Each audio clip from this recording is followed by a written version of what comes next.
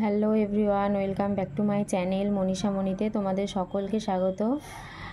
প্রতিদিনের মতো আজকেও শুরু করছি তোমাদের দশম শ্রেণীর ফার্স্ট ইউনিট টেস্ট বাংলা বিষয়ের কয়েকটি গুরুত্বপূর্ণ প্রশ্ন উত্তরগুলি আলোচনা করার আগে তোমাদের সাথে কিছু কথা বলি।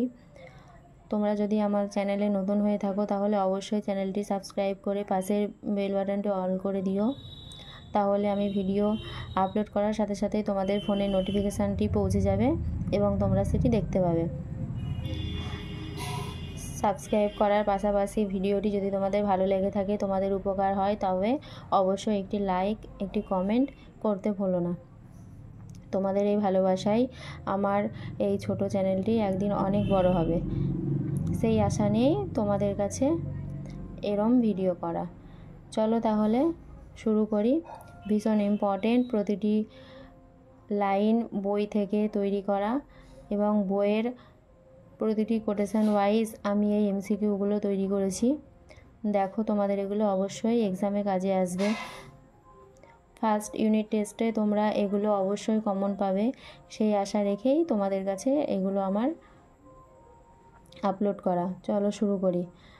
প্রথম প্রশ্ন, প্রদোষকাল শব্দের অর্থ লেখো। সন্ধ্যাবেলা। ঝর্ণা কলম নামটি কার দেওয়া লেখো। রবীন্দ্রনাথ ঠাকুরের দেওয়া।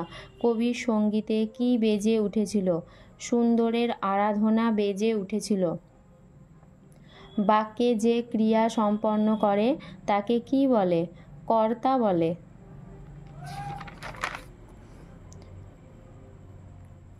পরবর্তী প্রশ্ন দেখো, 5 নম্বর। আদিতে ফাউন্টেন পেনের নাম কি ছিল। Reservoir pen. সেই হোক তোমার সভ্যতার শেষ পুণ্যবাণী। পুণ্যবাণীটি কি লেখো। ক্ষমা করো।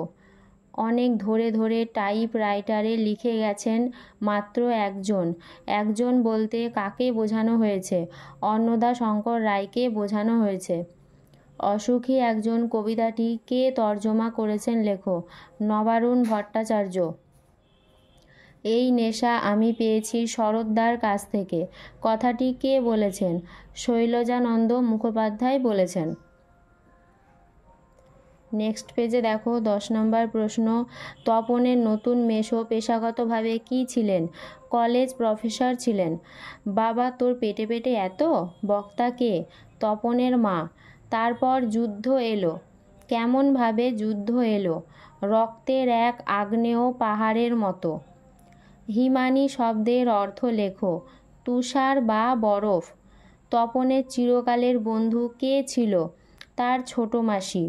ফিনিশীয় প্রাবন্ধিক হলে বন প্রান্ত থেকে কি কুড়িয়ে আনতেন। হাড় কুড়িয়ে আনতেন। 16 নম্বর প্রশ্ন দেখো। আফ্রিকা কবিতার মূল কাব্যগ্রন্থের নাম। পত্রপুট অথবা সঞ্চয়িতা। দেবতারা কত বছর ধ্যানে ডুবেছিল। 1000 বছর। তপনের পুরো নাম কি লেখো। শ্রী তপন কুমার রায়। ছড়ানো রয়েছে কাছে দূরে। কাছে দূরে কি ছড়ানো রয়েছে। শিশুদের সব দেহ। তবে তাতে আমার সুখ নেই। কিসে সুখ নেই। গলা শুকনো ভোঁতা মুখ কলমে লিখে সুখ নেই। তা লেখককে নেশাগ্রস্ত করে। কি লেখককে নেশাগ্রস্ত করে। Fountain pen. আই আরও বেঁধে বেঁধে থাকি। কথাটি কবিতায় কতবার লেখা আছে। 2 বার লেখা আছে। ভীষণ ইম্পর্টেন্ট, অবশ্যই এটা দেখে রাখবে, ঠিক আছে। অসুখী একজন কবিতাটি কোন মূল কাব্যগ্রন্থের অন্তর্গত। এক্সট্রা ভাগারিয়া অথবা বিদেশি ফুলের রক্তের ছিটে কাব্যগ্রন্থের অন্তর্গত। শ্রীপান্থের প্রকৃত নাম কি লেখো। নিখিল সরকার। কালো দাগটি কিসের। রক্তের। তপন দুপুরবেলায় গল্প লিখতে কোথায় গিয়েছিল। 3 তলার সিঁড়িতে গিয়েছিল। তপনের লেখা গল্পটির নাম কি। প্রথম দিন। পরবর্তী প্রশ্ন দেখো। সত্যজিৎ রায়ের একটি সুস্থ সুন্দর নেশার নাম লেখো। লিপি শিল্প। অসুখী একজন কবিতাটির মূল নাম কি? লাদেশ দি চাঁদা। আমরা ভিখারির কত মাস? 12 মাস। অরণ্যপথ কিভাবে বাস পাকুল হয়েছিল? আফ্রিকার ভাষাহীন ক্রন্দনে। ত্রিফলা কি? আমলকি, হরিতকি, বহেরা। এই 3টি নাম আমরা অবশ্যই জানি। ত্রিফলা যেহেতু আমাদের শরীরের খুব কাজের জিনিস, তাই তো? তাহলে এটা তোমরা যারা জানো না জেনে রাখো, ত্রিফলা হচ্ছে আমলকি, হরিতকি, বহেরা।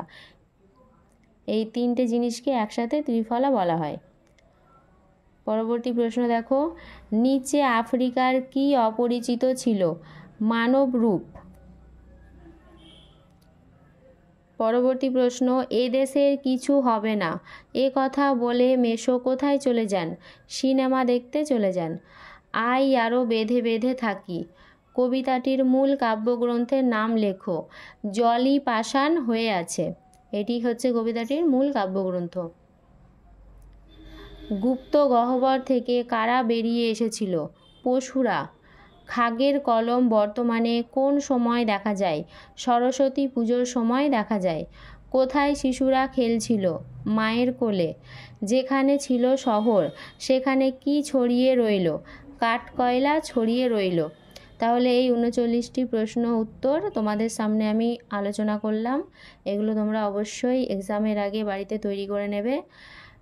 ফার্স্ট সামেটিভ বলে নয়, এইটাই তোমাদের মাধ্যমিকে ভীষণ ইম্পর্টেন্ট। এই প্রশ্নগুলি তোমরা অবশ্যই একদম ঠোঁটস্থ মুখস্থ যাকে বলে সেটা করে রাখবে, কখনো তাহলে মাথা থেকে বেরোবে না, ঠিক আছে? চলো এখানেই টাটা। দেখা হচ্ছে তোমাদের সাথে পরবর্তী ভিডিওতে। আরও নতুন নতুন ভিডিওতে তোমাদের সাথে দেখা হবে। ততক্ষণ তোমরা সকলে সুস্থ থেকো, ভালো থেকো এবং নিজের শরীরের খেয়াল রেখো। আর আমার চ্যানেলটি সাবস্ক্রাইব করতে কিন্তু অবশ্যই ভুলো না। ধন্যবাদ।